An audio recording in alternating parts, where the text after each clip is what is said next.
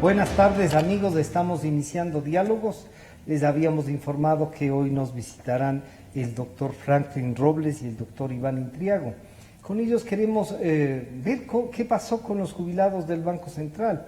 Y cuando digo qué pasó con los jubilados del Banco Central es cómo está ese proceso, está inmiscuido en todo aquello que se llama seguridad social, la seguridad social de las Fuerzas Armadas, de la policía, el fondo que tenía el magisterio, cómo están esos procesos. El Banco Central tenía un fondo para sus empleados, cómo se constituyó. Bueno, averigüemos qué pasó en estos últimos 12 años, un poco más. Pero primero saludar a Manavisión y a TV Color que nos acompañan y a nuestros amigos de Democracia TV y Democracia 920. Muchas gracias por acompañarnos. Franklin, bienvenido, buenas tardes. Recordémosle a los televidentes y radioescuchas qué significó que el fondo del Banco Central o cuáles fueron los arbitrios para eliminar un fondo que era un complemento a la seguridad social. Y se vendió políticamente diciendo ¿por qué van a tener doble jubilación? Cuando el Estado también tiene en algunas partes y el sector privado la jubilación patronal, que esa diríamos es una carga para la empresa.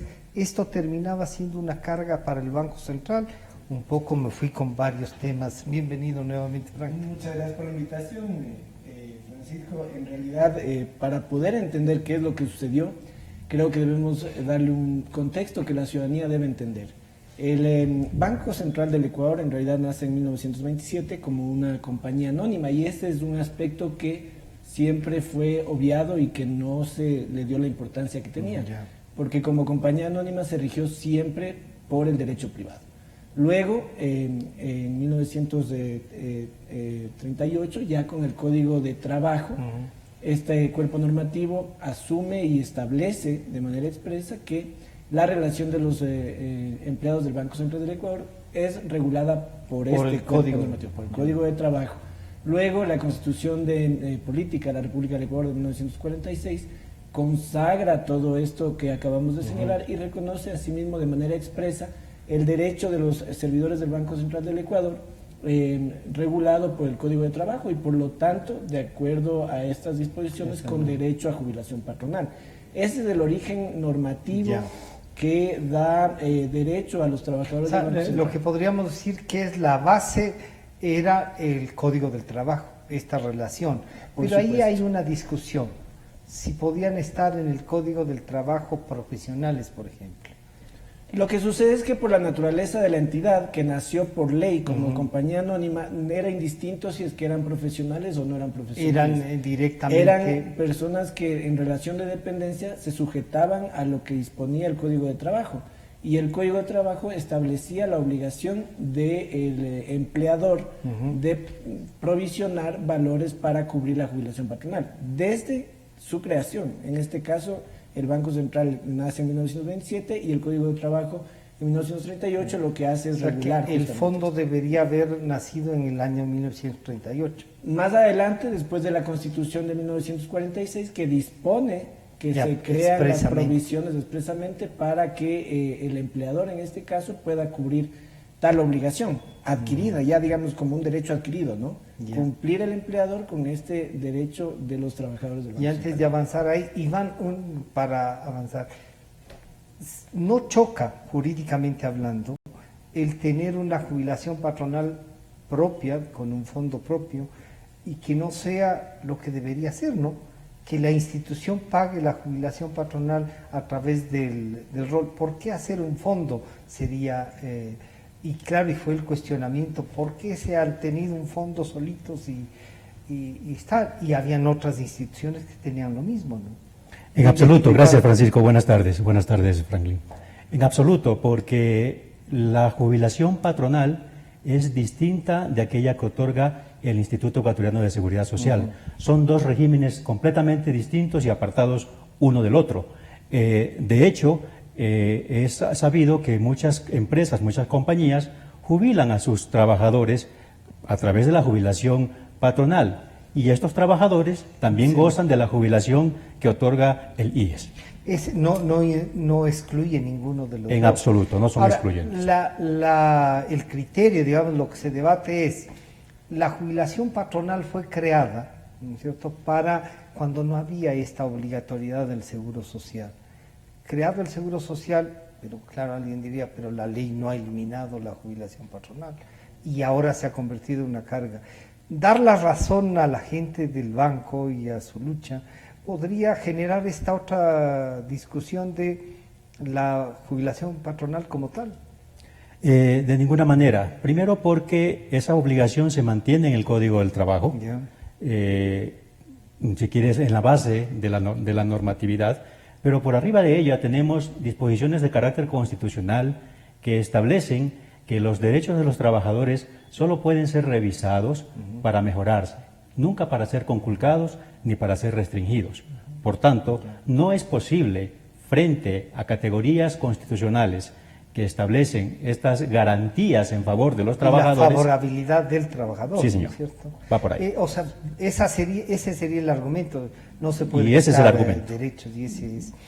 Franklin, en esta lucha, digamos así, parte de la decisión del expresidente Correa que dice no más fondo, vamos a eliminar, se liquida el fondo y recupera, entre comillas, eso de recuperar una plata que el Banco Central como institución había hecho provisiones, no era que les había dado a los empleados del banco, claro, pero le quedó en la retina a la gente de que el Estado había puesto una plata ahí para hacerles un fondo que se repartan los del Banco Central. ¿Cómo explicamos eso y la decisión de eliminar eso?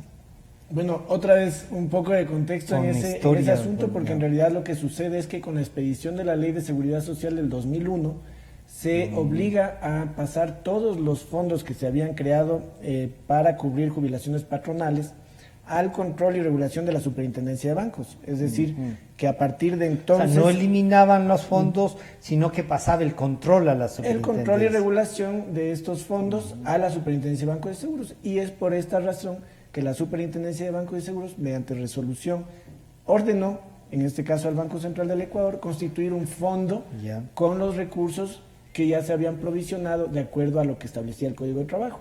Esto en ningún sentido puede significar que el régimen o el derecho adquirido a jubilación patronal hubiese cambiado o se hubiera asimilado a la seguridad social. Lo que estaban era viabilizando la creación del fondo y su control. Exactamente. El espíritu de esta norma de la Ley de Seguridad Social más que nada tenía por objeto regularizar o mantener, digamos, con la debida transparencia el manejo de estos fondos. Es así que el Banco Central, en cumplimiento de la resolución, constituye el Fondo Complementario Previsional Cerrado, pero cumpliendo la disposición de la Superintendencia de Bancos. O sea, le dice creer este fondo que ya viene. Exactamente. Pero con esos fondos constituye a uno que vaya a respaldar la jubilación patronal con proyecciones de sus trabajadores. Exactamente. A lo que da cumplimiento el Banco Central. Una vez que el Banco Central da cumplimiento, esto pasa por un proceso de aprobación del mismo ente de regulación y control, en este caso la Superintendencia de Bancos, que por un lado dispuso y luego aprobó la Constitución en los términos que lo realizó el Banco Central del Ecuador. Una vez que lo aprobó, pues inmediatamente eso tuvo o adquirió el grado de fondo complementario de previsión cerrada con personería jurídica propia, porque hay que entender que estos fondos siempre fueron independientes de los entes que los generaron, y es así como finalmente se deja pasa esta figura al Fondo Complementario de Previsión Cerrado. ¿Y es el que tenía una administración propia? Por supuesto, esto tenía la participación de los fondos eran del empleador, pero también de los trabajadores. Había un aporte también para la jubilación patronal. Sí, un aporte que varió entre el 3, del 6 y un porcentaje inclusive superior por parte de las remuneraciones de los ingresos de los trabajadores, de los servidores del Banco Central. Iván, esto se vuelve una especie de seguro social mismo, ¿no? Que es la parte, que era una parte proporcional para la jubilación patronal, porque la patronal está obligada solo el patrón. Pero ¿cómo así interviene también un fondo del aporte de los trabajadores para mejorar la pensión o cómo era? En efecto, un poco complementando lo que señalaba Franklin, Cuando se expide la Ley de la Seguridad Social en el año 2001 y se ordena que estos fondos pasen a ser controlados por la Superintendencia de Bancos y Seguros, se lo hizo porque hasta esa fecha estos fondos carecían de personería jurídica. Eran administrados por los patronos como un fondo cualquiera, sin personería jurídica y sin representación. Lo que hacía cada patrono era, para cumplir esta obligación de carácter laboral, generaba un espacio en sus propias empresas para administrar estos recursos que servían para la jubilación patronal que en su momento otorgaría a sus trabajadores. Con el avenimiento de la Ley de Seguridad Social y, por tanto, con la asunción de competencias para regular estos fondos por parte de la Superintendencia de Bancos y Seguros, estos fondos adquieren personería jurídica, distinta de la de los patronos y distinta de la Seguridad Social. ¿Sí? Y es por eso que, al ser concebidos como tales, como fondos complementarios, ojo, fondos complementarios, es decir, complementan la jubilación que otorga el IES, son distintos de aquel. Y por tanto se permite que estos fondos también se nutran con los aportes que hacen los partícipes. ¿Está entonces justificada la participación? Por supuesto. En virtud de la aprobación y cómo está constituido el fondo. Sí, señor, porque además el resultado de toda esta composición es que ya no hay un fondo compartido entre todos, sino que hay cuentas individuales como cuentas de ahorros. ¿Y por qué es distinto de la Seguridad Social? Porque es un fondo que simplemente complementa la jubilación, no tiene ninguna otra semejanza con los beneficios que otorga la Seguridad Social, como salud, cosas como estas. Los otros seguros, los 4 que son de la Seguridad Social. Los 4 sistemas, exactamente. Eso no se introduce en este fondo. Iván, si ponemos una comparación entre este fondo del Banco Central y el del Magisterio, hay, por ejemplo, que fue otro que fue cooptado por el Seguro Social, ¿cuál sería la diferencia entre los dos fondos? No sé si has trabajado con... No hay diferencia, porque en el fondo, perdón la redundancia, son esquemas muy similares a partir del control que de los mismos tomó la Superintendencia de Bancos y Seguros. Luego sí se distorsionan cuando reformas posteriores hacen que estos fondos pasen a ser cooptados por el BIES. Por el BIES, claro. Franklin, entonces la decisión del expresidente Correa, ¿qué dice? Eliminen estos fondos, liquídenles, ¿y cómo se liquida sería, no? Sí, lo que sucede es que esta es una situación que nace a partir de algunos actos administrativos y legales que fueron orquestados en un periodo de gobierno que se caracterizó por lo que denominan algunos juristas por el hiperpresidencialismo. Y entonces, en realidad, lo que sucedió es que se coordinaron muchas acciones que tuvieron por objeto regresividad de derechos. Ese es en realidad el fondo del asunto. Porque nosotros... Un sábado el presidente ordenó liquiden esto y no tomó en cuenta la ley. Podríamos nosotros decir que efectivamente se manifestaba la voluntad del entonces presidente de la República y entonces se activaba, por ejemplo, la Intendencia de Seguridad Social de la Superintendencia de Bancos y Seguros. Y por lo tanto se realizaba un examen especial, un examen integral, y a partir de entonces podíamos verificar el catalizador de lo que después se verificó solamente en vulneración de derechos de... El fondo en definitiva debería haber cubierto por lo menos hasta los que estaban en ese momento, o debe seguir cubriendo ya no el fondo sino el Banco Central, la jubilación patronal. Por supuesto, yo represento a la Unión de Jubilados del Banco Central del Ecuador, Casa Matriz, y la demanda de inconstitucionalidad de la ley reformatoria a la ley de régimen monetario y Banco del Estado, que es la que ha sido impugnada, tiene por objeto hacer o reconocer, por un lado, la violación del derecho, pero que se restituya el derecho de aquellas personas que al menos sí cumplieron o estuvieron con un derecho hasta adquirido. El momento que se liquide el fondo. Exactamente, más allá de que inclusive hay la discusión, y yo soy de la creencia, o mi criterio jurídico es de que todos tendrían derecho, inclusive más allá de que a partir de la expedición de la ley se dijera de aquí en adelante. Y yo ahí, por ejemplo, tengo o debo precisar que el Banco Central del Ecuador, a partir de la expedición de la Ley de Seguridad Social 2001, realizó varias consultas a connotados juristas pero también a la Procuraduría General del Estado. Y es así que por lo general suele ser obligatoria para estos por casos. supuesto, es un criterio vinculante de la Procuraduría General del Estado, que en la que señala específica, de manera expresa, que se trata de un derecho adquirido, que la naturaleza de los fondos es aquella que acabamos de señalar, es independiente de los que la constituyen, y que por lo tanto el fin de estos fondos es seguir cumpliendo con los derechos de el jubilación código patronal. y lo que ha dicho Iván, que es complementario, ¿no? Exactamente. Es una especie de mejora de jubilación, pero en algunos casos decían que esa mejora era mayor que la jubilación del Seguro Social. Y claro, ahí viene la discusión, Iván, de si es justo o no que alguien en el Estado, por la ley, por todo, legalmente está, pero es justo eso de, bueno, unos dicen, sí, nosotros estamos ahorrando para mejorar nuestra, pero habían pensiones mayores a las del Seguro Social. Efectivamente. Sí. Pero antes de continuar en la respuesta a tu pregunta, no sé si me permites Por favor, reafirmar algo que me parece fundamental de lo que acaba de decir Franklin.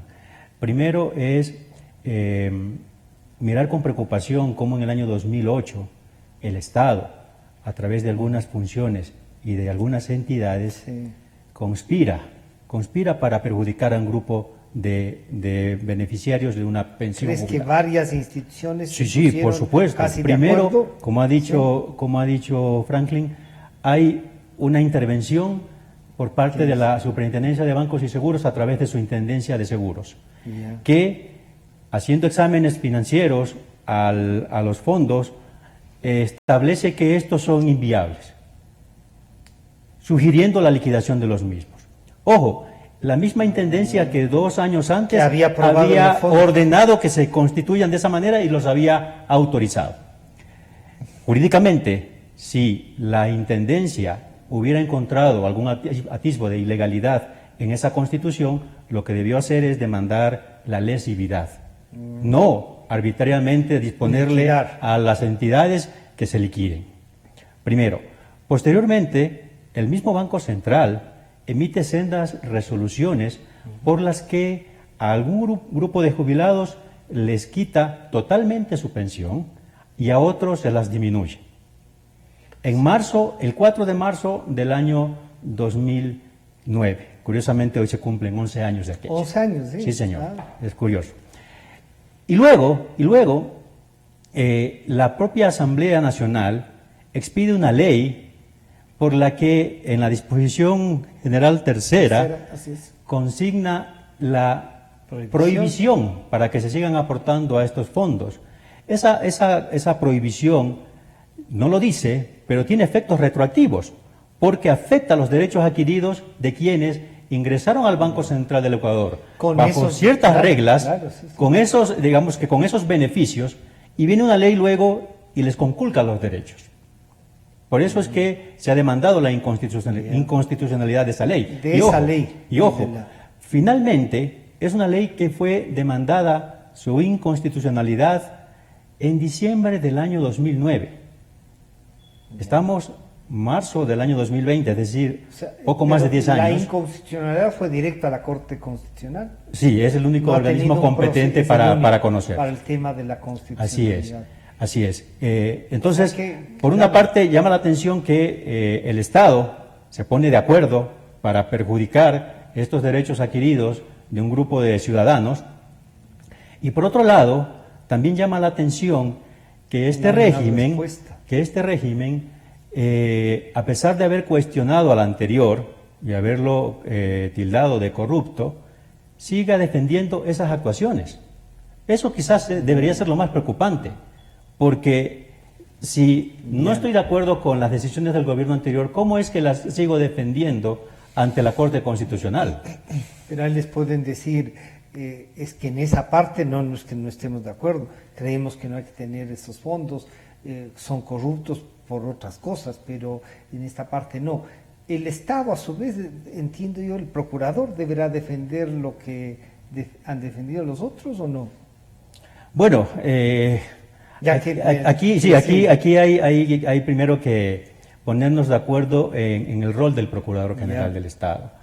Con mucha frecuencia se dice que, siendo el abogado del Estado, debe defender los intereses del sector público.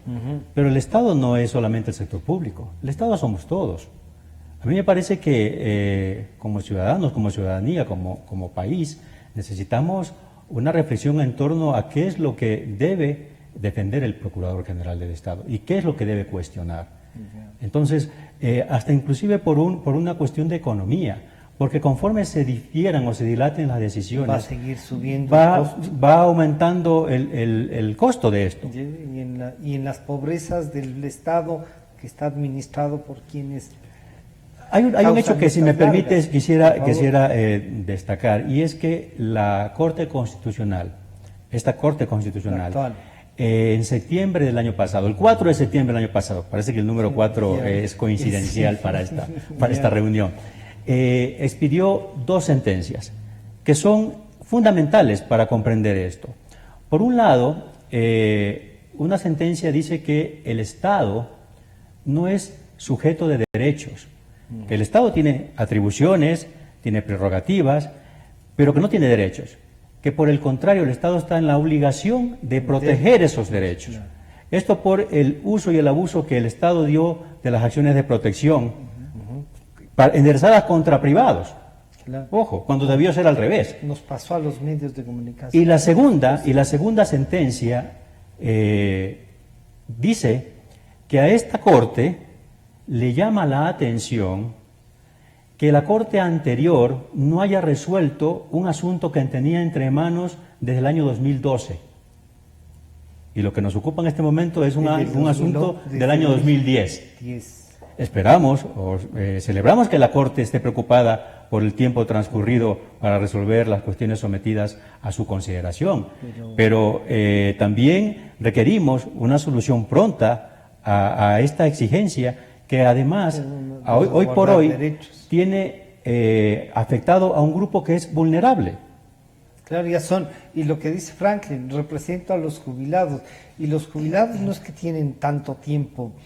¿Usted tiene alguna idea de cuántos han muerto sin que les hayan dado una respuesta de esto, Franklin? Bueno, lo que sucede es que en realidad el primer impacto, y cuando se presentó la demanda de inconstitucionalidad, ya verificó el lamentable fallecimiento de alrededor de 20 jubilados del Banco Central del Ecuador. Luego, usted entenderá que el índice o la tasa va incrementándose.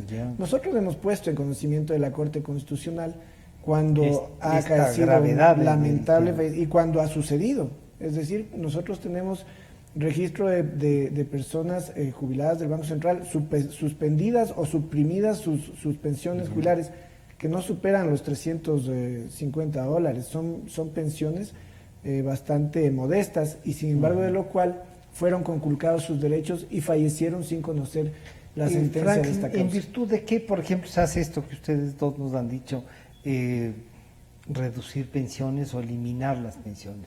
¿No cumplían los requisitos los jubilados? ¿O cuál era la razón, digamos? Es un tema de actualidad. Yo acabo de revisar un par de artículos de prensa de revista Vistazo a mes seguido, en el último sobre el ISFA, y lo que sucede es que en realidad bajo un denominador común que fue apelar al principio de igualdad, de equidad y de distribución de la riqueza, en fin, bajo la enunciación de principios que son loables. Pero bajo ese esquema lo que se hizo fue, en unos casos, reducir, por ejemplo, porcentajes de aportación, con lo que se desfinanciaron los sistemas. Los seguros, en otros casos, simple y llanamente, se mandaron a administrar los recursos por parte del Banco del IES, por ejemplo, que tiene más de 60 fondos de esta naturaleza que son administrados por dicha entidad. Y en el caso del Banco Central del Ecuador, en el caso de los jubilados... 60 fondos, ¿usted tiene el Banco del IES? Sí, aproximadamente 60 fondos que administra el Banco del IES, por supuesto. ¿Y eso es para pagarles directamente a los jubilados de cualquier institución o de alguna...? De varias instituciones públicas, en su la mayoría. mayoría. Sí, por supuesto. Lo que sucede es que estos fondos se constituyeron por parte de entidades públicas y los trabajadores de dichas entidades han ido públicas aportando, que también aportaron, pero que, como ya señaló Iván, son fondos que tienen su personería jurídica Claro, propia, son independientes distintos, de las entidades independientes. que las constituyeron. Y entonces siempre se debió respetar esa naturaleza. Y finalmente, en el caso de los jubilados del Banco Central del Ecuador, hay un notorio ensañamiento desde el poder político que no encontró balance de poderes para poder contener esta situación. Y finalmente se ha vulnerado durante más de 10 años sin tener una resolución. Hay un grupo de jubilados que sí tienen pensiones. La mayoría han sido reducidas. ¿Y que usted tiene una idea de cuántos les quitaron la pensión simplemente y cuál fue los motivos o razones? O sea, quitaron la pensión a las personas que a criterio del legislador, en este caso de la Asamblea Nacional, del congresillo en realidad, porque ahí existe inclusive una anécdota entre comillas, porque ahí también fue este Congreso de Transición entre Congreso la de Constituyente. Por supuesto, con una anécdota, como le No. digo, que tiene que ver con la aprobación de la ley. El trámite establecía taxativamente que el plazo mínimo para la aprobación de la ley era de 7 días, pero el congresillo dejaba sus funciones la víspera de cumplirse este plazo y se aprobó sin ninguna importancia un día antes, incumpliendo también la disposición que la ley les establecía, por supuesto. ¿En qué consiste la demanda, Frank? Demandar la inconstitucionalidad de artículos de esa ley y pedir qué. De manera estricta es la disposición transitoria, la disposición general tercera, que establece básicamente la reducción y la supresión de las pensiones de aquellas personas que venían... Que eran derechohabientes. Por supuesto, porque como le señalábamos anteriormente, el error de origen nace a partir de la confusión a la que lleva la Intendencia de Seguridad Social de la Superintendencia de Bancos y Seguros, de confundirla con el Seguro Social, y a partir de entonces se utilizó este instrumento para señalar que los beneficiarios de la tenían que además homologar sus requisitos a los de Seguridad Social. Cuando ya lo dijo la Procuraduría General del Estado, este no era el caso porque son otras prestaciones que debe garantizar el empleador por jubilación patronal. Es decir, son totalmente diferentes de las del Seguro General. Claro, hay una de las cosas que se discutía es que habían jubilados que no habían cumplido 25 años. ¿Cómo jubilaban patronalmente si no habían cumplido los 25? ¿O es que uno pasa a los 20 como suele pasar y el susto jurídico, es decir, ya va a llegar a los 20, hay que liquidarles, ¿no es cierto? Pero pasados los 20 años ya tenían derecho a una jubilación proporcional, ¿sería? En efecto, el propio Código del Trabajo establece esta diferenciación entre aquellos trabajadores que cumplen 25 años y aquellos que están en el rango entre los 20 y los 25. Y permite la norma que aquellas personas que están en ese rango puedan seguir aportando al fondo para hacerse beneficiarios y partícipes una vez cumplidos los 25 años. De modo que todo lo que ha hecho el Banco Central está soportado en las disposiciones legales. ¿Te jubilas y sigues aportando? No me jubilo y sigo aportando. Yo trabajo en el Banco Central y salgo a los 21 años. Faltarían entonces 4. Sigo aportando los 4 años que restan para llegar a los 25 y al llegar a los 25 accedo a la jubilación. ¿Y eso está permitido? Está permitido por el Código del Trabajo. Pero yo me permito ahí hacer un pequeño aporte. El asunto es que estamos hablando de la década de 1990, en la que se implementó la Ley de Modernización del Estado, fue una ley que implementó un proceso drástico y dramático de reducción de personal. ¿Qué es lo que sucedía con el Banco Central y un montón de instituciones públicas en ese momento? Es que ofrecían incentivos para renuncias, como sucedió también en el régimen anterior, a partir de las renuncias voluntarias obligatorias, en fin. Bueno, en la década del 90, obligatoria, sí. Por supuesto, y a partir de la expedición de la Ley de Modernización del Estado, el Banco Central del Ecuador expidió regulaciones y resoluciones a través del directorio y de la Junta Monetaria, en su caso, dependiendo de la época de vigencia de cada uno. Y en esas regulaciones y resoluciones lo que se hizo fue coercionar al empleado, al trabajador, que renuncien a ese derecho, a mecanismos de incentivo para salir del sector público, que incluían, por ejemplo, esto que usted nos acaba de comentar, que usted tenía que entonces compensar de alguna manera ese derecho para salir del banco, en este caso el Banco Central, sin perder o perdiendo algo Pero menos. exclusivamente aquellos que habían llegado a 20 años. Sí, o por 21, supuesto. pasaron Sí, los sí, 20 por años. supuesto, por Eso es lo que dice Iván, dice la ley, ¿no es cierto? Además de esta disposición transitoria, ¿qué busca la demanda sería ahí de la inconstitucionalidad? Supongamos, dice, declaramos inconstitucional la disposición general tercera. ¿Qué derechos se restituyen y cómo se puede calcular, Iván? Bueno, a la fecha en la que el directorio expide las dos resoluciones, 4 de marzo del año 2009, por la que restringe este beneficio a un grupo de jubilados, y luego la demanda que ha sido interpuesta en contra de la ley que se expidió en octubre de ese mismo año, lo que se busca a través de esta acción es que quede sin efecto, muera esa reforma legal y por tanto se restituyan los derechos que tenían las personas, los partícipes, hasta ese momento. En ese momento, sí, señor. La intención es, porque alguien podría decir, que esto sea retroactivo, que digamos que haya una necesidad de liquidar estos 11 años que... Es que ese es el efecto de toda declaratoria de inconstitucionalidad. El efecto de la declaratoria de inconstitucionalidad es para los fines jurídicos como que se tratara de una nulidad. Pero, eso políticamente, Franklin, va a pesar en una corte que no debería, pero el Estado sí puede intervenir y decir, oiga, si usted hace eso, lo que me está es obligando a una cosa que no tenemos recursos. Sí. Ese ha sido siempre, o podría ser el argumento de muchas personas al respecto, pero en realidad lo que sucede es que en primera instancia estamos frente a una Corte Constitucional conformada por jueces que yo personalmente considero probos y que han estado en la cátedra universitaria y con los que la mayoría de abogados estamos familiarizados y los reconocemos de esa manera. Han sido de alguna manera profesores. Sí, por supuesto, y han tenido probidad notoria, que es lo que... y uno pensaría que lo que ellos enseñaron van a aplicar. Por supuesto. Pero ahí viene una pregunta, y si supongamos que alguien dice en la Corte, hay que restituir los derechos a los que tenían a este momento, pero no se puede hacer retroactivo, ahí choca con lo que Iván dice, ¿no?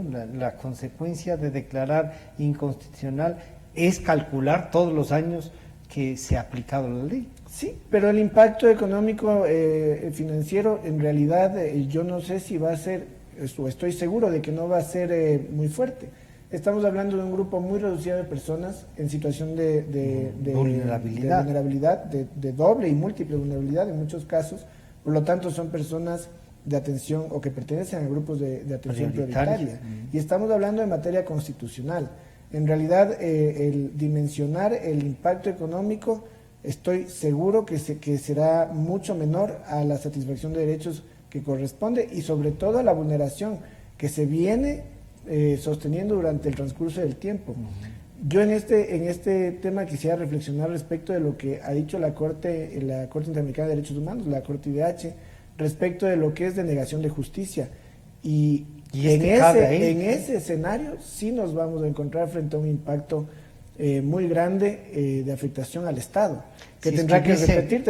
Si es que hubiese una sentencia que modifique de alguna manera lo que Iván nos dice, hay que aplicarla. Habría que la Corte podría intervenir. Sí, por supuesto, la Comisión y hay que tener un tema presente adicionalmente, que el Banco Central del Ecuador, y lo hace público en sus estados financieros o económicos, en sus portales de web, lo que ha hecho es provisionar justamente esta cobertura, que la tiene y la asume como contingencia. Pero eso está provisionado y eso está publicado hasta hoy en los medios. O sea que recursos no habría que poner, sino gastar los que ya están, o sea, usarlos. Están provisionados como una contingencia. Iván, es esa provisión que nos dice que esto sí resulta nuevo, o sea, el Banco Central sí estaba pensando en que esto podía pasar. Desde luego, porque actuó a conciencia, de que lo que estaba haciendo y estaba guardando, estaba reñido con la ley y con la Constitución. Y además que el Banco Central tiene patrimonio propio. ¿Quién está pagando este rato los...? Claro, es un patrimonio distinto al del presupuesto. Se han usado últimamente como que fuera de ellos, pero no es un banco que maneja todos los bancos y la plata del país. ¿Quién les paga a los actuales jubilados, Iván? Los que todavía gozan del derecho, así les hayan reducido sus pensiones. Les paga el Banco Central con cargo al presupuesto anual. Y eso lo que hace es reconocer que para el banco sigue siendo una obligación.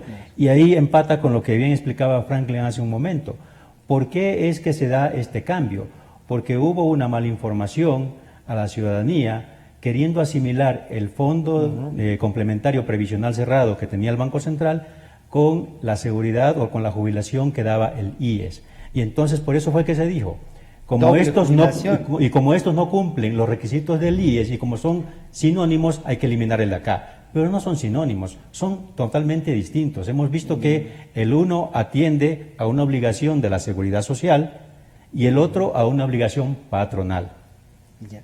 Franklin, esta corte les recibió, entiendo, ¿no? Hizo una audiencia para exponer los temas. Yo digo, me parece bien que ya le hayan recibido, que esté a lo mejor alguien trabajando en esto. Cuando les recibieron, ¿ustedes sintieron que la corte entendió, los ministros que participaron, entendieron la propuesta, lo que ustedes estaban planteando? ¿Cree que sí? Yo creo que sí. La Unión de Jubilados del Banco Central Casa Matriz hizo una presentación de todos los antecedentes de hecho y de derecho y después fue al fondo del asunto. Y adicionalmente adjuntó documentación importante, que inclusive es documentación que reposa en los archivos del Banco Central del Ecuador. Lo que yo creo es que, hablando en un análisis de puro derecho, no hay forma de desconocer el derecho de los jubilados del Banco Central, y ahí hay inclusive, dentro del proceso de la demanda de inconstitucionalidad, un dato curioso que lo conoce la Corte hoy en día, y es que en el año 2010 se puso en conocimiento del Pleno de la Corte algo que era absolutamente desconocido para la Unión de Jubilados, por la forma como se lleva el proceso de garantías jurisdiccionales, o en este caso el de inconstitucionalidad, pues no se corrió traslado nunca a las partes, pero mediante oficio se puso en conocimiento por parte del juez ponente del Pleno de la Corte un proyecto de sentencia que resolvía esta causa en el año 2011. En el año 2011. Pero no se dio trámite. Y nunca se le dio trámite que correspondía, y hasta la presente fecha llevamos más de 8 años sin que se hubiera ni siquiera pronunciado la Corte respecto de este proyecto de sentencia que fue puesto en y esta exposición que hicieron el año pasado, ¿no? Esto sí, efectivamente. Esta fue última, el año pasado. ¿Qué perspectivas tenían? ¿Les anticiparon? ¿Por qué era? ¿Ustedes pidieron? ¿Cómo fue? Nació a partir del interés de la actual Corte de conocer a profundidad los argumentos de las dos partes, en este caso de la Unión de Jubilados, pero también de la Asamblea Nacional y de la Presidencia de la República. Y las dos partes fueron, digamos, la Asamblea y la Procuraduría, a sostener lo que supongo yo estaba antes, ¿no? Sí, bueno, la Asamblea Nacional y la Presidencia de la República, principalmente la Presidencia de la República, mire usted qué curioso, lo que hicieron fue defender como bandera de lucha el informe de la Intendencia de Seguridad Social de la Superintendencia de Bancos y Seguros, de la entonces Superintendencia de Bancos y Seguros, digamos, ha mantenido ese examen especial o examen integral como la piedra angular de su fundamentación. Pero si ese examen es inconstitucional también, porque vulnera los derechos. El examen especial, el examen de la superintendencia vulneró una infinidad de principios, como bien señaló el doctor Iván, inclusive de lesividad y de otros tantos más, porque se podría demandar atribuyó eso también. Justamente, sí, se decidió por sí y ante sí que la jubilación no constituía derecho por ser un privilegio. a su criterio. A su criterio era un privilegio. Sin tener haber provocado, como ya señalamos anteriormente, la lesividad, Claro. pero adicionalmente de no haberse declarado la lesividad como correspondía, lo que hizo fue por sí mismo establecer o negar un derecho a un grupo, en este caso vulnerable. Iván, este rato ya después de este evento, ¿qué otro le espera? Solo que se pronuncien ya en sentencia.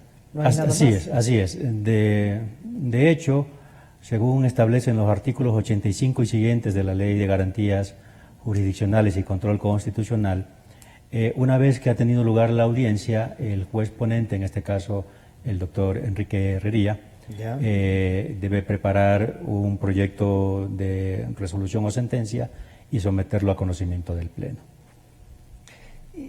O sea, ya estamos en el último paso, digamos. Sí, Pero no se ahora- pueden demorar 11 años más en eso.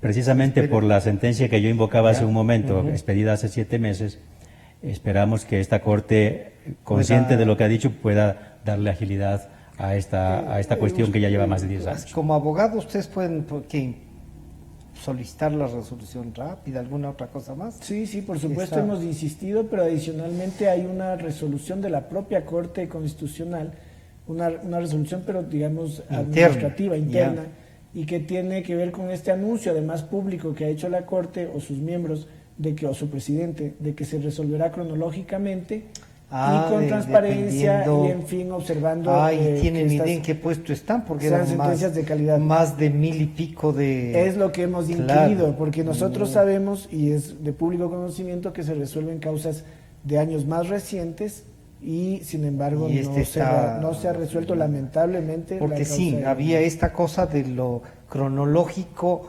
y no sé, estarán dando alguna Era- para otra nosotros fue valoración muy o solo esperanzador. las fechas. Se ha entendido que hay excepciones respecto de, por ejemplo, la urgencia que amerita una declaratoria de ya. constitucionalidad de un estado de emergencia, por ejemplo. Y es obvio que nosotros no sentimos que se nos vulnere formal, digamos, ante la ley, de manera formal o material, porque se resuelve primero una declaratoria de constitucionalidad de un estado de emergencia. Es una circunstancia excepcional y es correcto. Pero respecto de otras tantas causas, en realidad nos llama la atención, aunque creemos que esta Corte es de calidad, pero sí nos llama la atención que no existe una resolución a pesar del tiempo transcurrido. Pueden asomar algunos correístas ahí todavía en esta que es nueva corte, pero para sostener las cosas que han sostenido, ¿no es cierto?, en algunos casos. Iván, si la sentencia dice que esto no es retroactivo, sería... ¿hay esa posibilidad o no? Me parece que a mí, de lo que hemos seguido y hemos estado viendo, la Corte sí tiene esto de que sea retroactivo, teme a un gasto de una liquidación. Como abogados dirían, oigan, sí, pero ustedes causaron esto, tienen que pagar. No sé, ¿hay alguna posibilidad de interpretación de eso? Es que si vamos por ese canal, Francisco, estamos permitiendo que de Una ahora vulneración. en más los derechos estén condicionados a cuestiones económicas. Ya. Cierto es que todo derecho tiene una valoración económica tras de sí, pero es precisamente a eso a lo que me refería hace un rato cuando decía hay que replantear el rol del Procurador General del Estado. Si unas personas o un grupo de personas fueron afectadas por una arbitrariedad, por un abuso de poder del Estado en un momento determinado, y eso hay que declarar, lo que corresponde, por tanto, es perseguir la repetición de los gastos, de los Actuales. costos, de los ¿De daños quién- causados, de quién de quienes lo decidió provocaron. eso? Ya. Porque de lo contrario, vamos a seguir viviendo en una sociedad en la que se determinan daños, pero no aparecen responsables. O dicho de otra manera, los responsables seremos todos porque Claro. a través de nuestros impuestos Lo hemos vamos a exigido. financiar esas sentencias. Y claro, uno dice, con esa reflexión no hay por dónde escaparse. Y si sale que no había derecho y ratifican eso, hay esa posibilidad también, pues no. Sí, es probable. ¿Qué precedente hay? Porque una de las cosas que la gente comenta y dice es la posibilidad de que esta inconstitucionalidad o la declaratoria de inconstitucionalidad sea tomada como hay que restituir el fondo como tal y no No. solo los derechos individuales. No, aquí también hay una confusión en cuanto al fondo. La obligación patronal, en este caso del Banco Central, es una obligación latente con prescindencia Con de fondo fondo o cualquiera, sin fondo, con fondo ya. o sin fondo. El fondo es un Ese es. vehículo, es un medio para cumplir una obligación Habían patronal. constituido para que no sea la carga presupuestaria. Tanto es así que ahora mismo el Banco Central le sigue pagando a algunos jubilados A los que a no través de han su propio quitado. presupuesto, sin fondo. El fondo es un vehículo. De hecho, en el pronunciamiento del procurador al que hacía referencia Franklin hace un momento, es un pronunciamiento de enero del año 2007, el procurador dice, con prescindencia del fondo, esta es una obligación que solo desaparecerá para el Banco Central con la desaparición del beneficiario. Cuando cierren el banco, si no hay empleados... Cuando fallezca el último beneficiario. El último beneficiario. Los actuales, los jubilados tendrían derecho a que los que fueron quitados las pensiones y a los que les reducieron, que se les devuelva lo que estaban, ¿no es cierto? Sí, la acción está en el sentido de que se declare la inconstitucionalidad de la disposición general tercera para que se restituya el derecho a las personas que cumplieron con los requisitos desde Para las que cumplieron. Así Eso es. no significa que los actuales podrían pasar a reclamar jubilación patronal.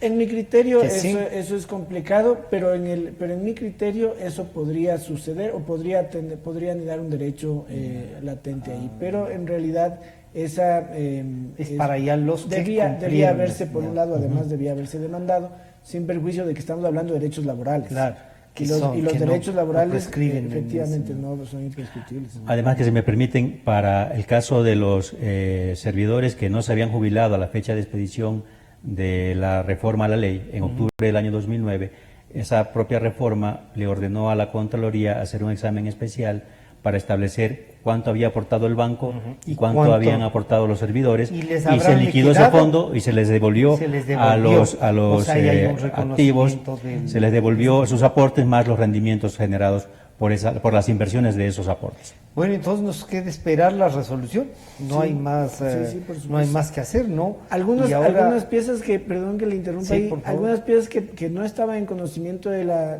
Corte De la Constitucional, Corte. que se fueron aportadas ahora últimamente, tienen que ver con estos criterios jurídicos a los que me refería antes, por ejemplo, del doctor Julio César Trujillo. El Ya. doctor Julio César Trujillo, absolviendo una consulta del propio Banco Como Central abogado, del Ecuador, ya. sí, como jurista, le entrega un criterio jurídico al Banco Central en el que establece claramente lo que acabamos de conversar.